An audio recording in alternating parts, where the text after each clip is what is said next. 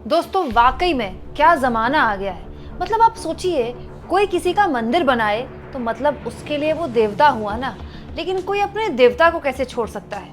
लेकिन हो रहा है, आज की राजनीति में तो कुछ भी हो सकता है। वो शख्स जिसने प्रधानमंत्री मोदी का मंदिर बनवाया था, वो शख्स जिसने प्रधानमंत्री मोदी का मंदिर बनवाकर उनकी आरती की थी, उनको भगवान का सिंहासन दिया था, भगवान बनाया था अपना, उसने भाजपा छोड़ दी है। जी, उस बीजेपी कार्यकर्ता ने भाजपा छोड़ते हुए भाजपा पे बेहद गंभीर आरोप लगाते हुए मोदी जी से कहा है, सॉरी मोदी जी। दोस्तों, महाराष्ट्र में बीजेपी के साथ ऐसा खेल होने वाला है, ऐसा खेल होने वाला है जिसकी आज एक वानगी देखने को मिली है। दिलचस्प यह है कि यह सब कुछ उस दिन हुआ है जिस दिन राहुल गांधी महाराष्ट्र के दौरे पर हैं। दोस्तों, महाराष्ट्र से एक बहुत ही हैरान करने वाली खबर आई है। साल 2021 में मयूर मुंडे नाम के एक शख्स थे जिन्होंने मोदी मंदिर का निर्माण करवाया था। महाराष्ट्र के मयूर मुंडे मोदी जी के परम भक्त थे, बीजेपी के कार्यकर्ता थे, मोदी जी को दिलो जान से मोहब्बत करते थे, प्यार करते थे, स्नेह करते थे, उनका सम्मान करते थे, एक आम कार्यकर्ता से ज्यादा उन्हें पूजते थे। पूजने का लेवल ये था कि उन्होंने उनके लिए मंदिर बना दिया। हाँ, ये बात सही है दोस्तों कि बीजेपी के नेता तो मानते हैं कि मोदी जी विष्णु का अवतार हैं। कंगना रनौत कहती हैं कि मोदी जी विष्णु का अवतार हैं। शिवराज सिंह चौहान कहते हैं मोदी जी विष्णु का अवतार हैं।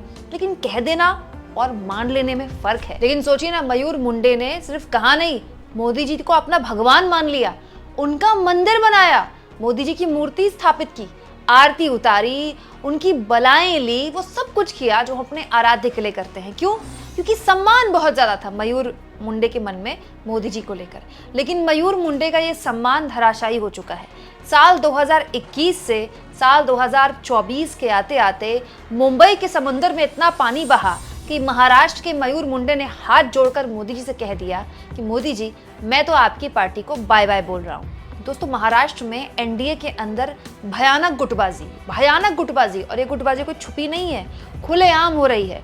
डिप्टी सीएम, जो दोनों डिप्टी सीएम उनके कार्यकर्ता आपस में भिड़ जाते हैं, दोनों डिप्टी सीएम एक दूसरे के खिलाफ बयानबाजी करते हैं। खास तौर पर पुणे इकाई में इसकी काफ़ी झलक देखने को मिली है। पुणे इकाई में मतभेद इस लेवल पर बढ़ गया है कि कोथरूड और खड़गवासला के मौजूदा विधायकों पर उम्मीदवार चयन प्रक्रिया में दखल देने की कोशिश का आरोप यहाँ पर कार्यकर्ताओं ने लगाया है। ऐसा कहा जा रहा है कि शिवाजी नगर से विधायक सिद्धार्थ शिरोले वफादार पार्टी कार्यकर्ताओं की अनदेखी कर रहे हैं। इसे लेकर श्री नमो फाउंडेशन के मयूर मुंडे ने शिरोले के खिलाफ बड़ी नाराजगी जाहिर करते हुए अपने आरोपों को सार्वजनिक कर दिया है। दोस्तों, मयूर मुंडे ने केवल मोदी जी का मंदिर नहीं बनाया था, एक फाउंडेशन बनाया था। उस फाउंडेशन का नाम दोस्तों था श्री नमो फाउंडेशन, और श्री नमो फाउंडेशन की बड़ी पूछ थी। नहीं तो आप बताइए, कार्यकर्ता तो बहुत हुए, लेकिन मंदिर किस किस ने बनाया? मोदी जी का।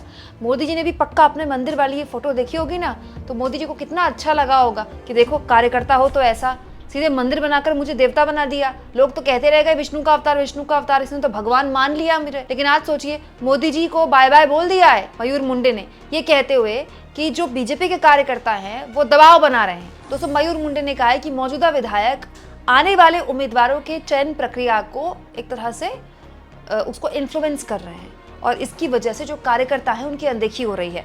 मयूर मुंडे ने कहा, मैंने कई बरसों से वफादार पार्टी कार्यकर्ता के रूप में काम किया, मैं विभिन्न पदों पर रहा और ईमानदारी से पार्टी के लिए काम किया। दोस्तों, इंडियन एक्सप्रेस को मयूर मुंडे ने इंटरव्यू दिया है और उन्होंने कहा है कि भाजपा वफादार पार्टी कार्यकर्ताओं की अनदेखी कर रही है और अन्य राजनीतिक दलों से शामिल होने वालों को महत्व दिया जा रहा है। ये बहुत गंभीर बात है जो मयूर मुंडे ने कही है। आगे उन्होंने क्या कहा है मैं बताऊंगी आपको, लेकिन इस पर विवेचना करनी बहुत ज़रूरी है। दोस्तों, जैसा कि मैंने आपसे कहा, मयूर मुंडे कोई आम कार्यकर्ता नहीं है। बीजेपी के बहुत से कार्यकर्ता होंगे जो सालों से बीजेपी का झंडा उठाए हुए हैं, अटल आडवाणी के वक्त से होंगे, आज भी होंगे, लेकिन कितनों ने मंदिर बनाए? मयूर मुंडे ने रिस्क लिया, क्योंकि जब आप ऐसा काम करते हैं तो आप पार्टी के अंदर भी कई बार आपका मजाक भी उड़ाया जाता है और लोग आपसे जलते भी हैं। तो मयूर मुंडे को अचानक से जब उन्होंने मोदी जी का मंदिर बनवाया, उनको देवता की तरह पूजा, तो पार्टी कार्यकर्ताओं के बीच भी एक कंपटीशन शुरू हो जाता है ना कि देखिए तो हमसे आगे निकल गए। लेकिन मयूर मुंडे ने ये सब कुछ किया क्योंकि वो मोदी जी को अपना मानते थे, इतना सम्मान करते थे उनका। लेकिन आज मयूर मुंडे कह रहे हैं कि दूसरी पार्टी के जो लोग बीजेपी में आते हैं उनका सम्मान ज़्यादा है, हमारे जैसे लोग जो बीजेपी का झंडा उठाते हैं उन्हें तो कोई पूछने वाला नहीं है, जिसका महाराष्ट्र सबसे बड़ा एग्जाम्पल है। आप देखिए ना, अजित पवार ने अपने चाचा से बगावत की, चाचा से पार्टी छीनी, उनका सिंबल सहित उनसे पार्टी छीनी, उनको डिप्टी सीएम बना दिया। वो अजित पवार जिनको लेकर मोदी जी कुछ दिन पहले जब वो डिप्टी सीएम बने उससे पहले उन्हें जेल भेजने की बात कर रहे थे, उन पर भ्रष्टाचार के आरोप लगा रहे थे, फिर उनको डिप्टी सीएम बना दिया। एकनाथ शिंदे जिन्होंने अपने पूरे जीवन बाला साहब ठाकरे की पार्टी में अपनी नेतागिरी चमकाई, उनको पार्टी आला कमान ने सीधे सीएम बना दिया। सोचिए दोस्तों, देवेंद्र फडणवीस के छाती पर कैसे सांप लौटे होंगे। देवेंद्र फडणवीस सीएम रह चुके हैं, उनको पार्टी ने डिप्टी सीएम बना दिया। और किसका डिप्टी बना दिया? दूसरी पार्टी से आए एकनाथ शिंदे का डिप्टी।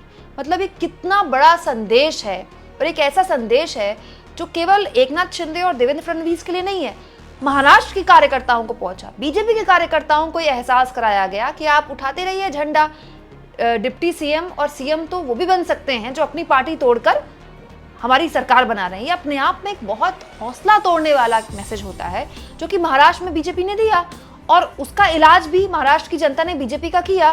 लेकिन ऐसा लगता है दोस्तों कि पार्टी कार्यकर्ताओं की नाराजगी और पार्टी कार्यकर्ताओं की जो गुटबाजी है वो अभी तक थमी नहीं है। यही नहीं दोस्तों, मुंडे ने आरोप ये भी लगाए हैं कि दूसरे दलों से आने वालों को पार्टी के विभिन्न पद दिए जाते हैं। मुंडे ने कहा कि पुराने पदाधिकारियों का अपमान हो रहा है, अब उन्हें पार्टी की बैठकों में भी नहीं बुलाया जाता है, उनकी राय तक नहीं सुनी जाती है और उन्हें चुनाव प्रक्रिया से दूर किया जाता है।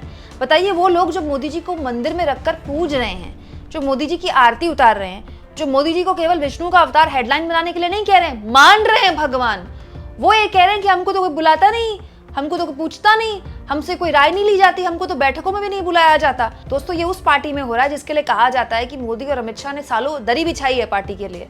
दरी बिछाने वाले कार्यकर्ताओं की पार्टी है ये, और उस पार्टी के कार्यकर्ता कह रहे कि हम तो दरी बिछाते रह गए, पद तो उनको मिल गया जो दूसरी पार्टियों से आते हैं। दोस्तों, आगे मुंडे ने ये भी कहा कि मौजूदा विधायक उन लोगों के इलाकों में विकास निधि खर्च कर रहे हैं जो दूसरी पार्टियों से बीजेपी में शामिल हुए हैं। वफादार पार्टी कार्यकर्ताओं के क्षेत्र के लिए कुछ नहीं दिया जा रहा है। दोस्तों, एग्जैक्टली कुछ ऐसी ही शिकायतें उत्तर प्रदेश की जो बीजेपी इकाई थी उनका भी यही आरोप था। उत्तर प्रदेश की बीजेपी की आंतरिक रिपोर्ट कहती है कि 100 विधायकों ने, बीजेपी के 100 विधायकों ने बगावत की अपनी पार्टी से। क्यों? क्योंकि उनका ये कहना था कि या तो ठेके पट्टे उनको जो मिले उनमें उनकी चली नहीं, या फिर पार्टी में उनकी कोई सुनवाई नहीं होती है, अम्ब्रेला से या फिर पैराशूट उम्मीदवार उतार दिए जाते हैं जो उन पर थोपा जाता है, विधायकों के काम नहीं हो रहे, विधायकों की थाने में कोई सुनवाई नहीं होती है। खुलेआम लोकसभा चुनाव के बाद उत्तर प्रदेश की बीजेपी इकाई के नेताओं ने आरोप लगाए थे कि कोई सुनने वाला नहीं, और इतनी भ्रष्ट सरकार उन्होंने अपने जीवन में कभी नहीं देखी जो कि उत्तर प्रदेश में डबल इंजन की सरकार है। ये बीजेपी के नेताओं के आरोप थे लोकसभा चुनाव के बाद, और इस पर कई वीडियोज भी मैंने आपको दिखाई हैं। और वही चीज़ देखिए, ये महाराष्ट्र के बीजेपी के इतने बड़े नेता जो कि मोदी जी का मंदिर बना रहे हैं, वो कह रहे हैं कि हमारे इलाकों में विधायक निधि खर्च नहीं करते, पैसा खर्च नहीं करते, उनके इलाकों में खर्च करते हैं जो कि दूसरे दलों से पार्टी में आए हैं। यही नहीं दोस्तों, मुंडे ने आखिर में ये भी कहा कि मैं पार्टी के सभी पदों से इस्तीफा दे रहा हूँ, मैं पीएम मोदी का कट्टर समर्थक हूँ और उनके लिए काम करता हूँ, मगर पार्टी में हमारे जैसे लोगों के लिए कोई जगह नहीं बची, इसीलिए मैंने ये फैसला लिया है। मतलब वो ये मानते हैं कि वो अभी भी मोदी जी को पसंद करते हैं, मोदी जी के अभी भी कट्टर समर्थक हैं, लेकिन वो पार्टी को लात मारते हैं, वो पार्टी से अलग होते हैं क्योंकि उनको कोई पूछने वाला नहीं है। दोस्तों, मयूर मुंडे के इस बयान की टाइमिंग आप देखिए। आज राहुल गांधी महाराष्ट्र के दौरे पर हैं, वो छत्रपति शिवाजी महाराज की मूर्ति का अनावरण करने वाले हैं। छत्रपति शिवाजी महाराज की मूर्ति जो 8-9 महीने पहले ही मोदी जी ने अनावरण किया था, उसका टूटना महाराष्ट्र में चुनाव में एक बड़ा मुद्दा है। और उस बीच बीजेपी का वो कार्यकर्ता जिसने मोदी जी का मंदिर बनाया, मोदी जी की आरती उतारी, मोदी जी के नाम पर फाउंडेशन बनाया, वो कह रहा है कि मैं पार्टी को लात मारता हूँ क्योंकि पार्टी में तो हमारी कोई हैसियत ही नहीं, हमें कोई पूछता नहीं, हमें कोई बुलाता नहीं, हम हमारे इलाकों में पैसे तक नहीं खर्च करते हैं विधायक, उनके इलाकों में पैसे खर्च करते हैं जो दूसरी पार्टियों से आए हैं, तो फिर हम इसी पार्टी में रहकर करें क्या। मोदी जी का भी अभी भी समर्थक हो, ये भी देखिए आप, कितनी मतलब गहराई वाली बात है कि मन से वो अभी भी मोदी जी के ही हैं, लेकिन उनका जो दिमाग और तन है वो पूरी तरह से बीजेपी से आज़ाद हो चुका है या बीजेपी में परेशान है, इतना कि उन्होंने बीजेपी को छोड़ दिया। दोस्तों, मयूर मुंडे जैसे कार्यकर्ताओं का बीजेपी छोड़ना और छोड़ने के बाद अपने कारण बताना इस बात का प्रमाण है कि महाराष्ट्र ही नहीं, देश के अलग अलग राज्यों में बड़े बड़े नेता जो दूसरी पार्टियों से बुलाए गए, उनको बड़े बड़े पद दिए गए, उसका लॉन्ग टर्म कितना नुकसान बीजेपी झेल रही है। और यकीन मानिए ये केवल महाराष्ट्र तक सीमित नहीं है, मैंने उत्तर प्रदेश के वक्त भी कहा था केवल उत्तर प्रदेश तक सीमित नहीं है। ऐसा ही गुस्सा हरियाणा में झेला है बीजेपी ने, ऐसा ही गुस्सा कार्यकर्ताओं का महाराष्ट्र में भी झेल रही है। यानी कि वो जो पार्टी तोड़ो अभियान हुआ था उसका फौरी फायदा मिला बीजेपी को, उसकी सरकारें बन जाती हैं, उसमें वो हो सकता है कोई चुनाव जीत जाए, लेकिन लॉन्ग टर्म एक ऐसी पार्टी जो कार्यकर्ताओं की पार्टी कही जाती है उसको भीषण नुकसान हो रहा है उसका, और उसके नतीजे आपके सामने हैं। आप इस मुद्दे पर क्या सोचते हैं कमेंट बॉक्स में जरूर लिखें, और जितना हो सके चैनल को शेयर करें, सब्सक्राइब करें, और थैंक्स फॉर ज्वाइन। दोस्तों ये 2 ऑप्शन हैं जिसके जरिए आर्थिक तौर पर भी आप चैनल के हाथ मजबूत कर सकते हैं।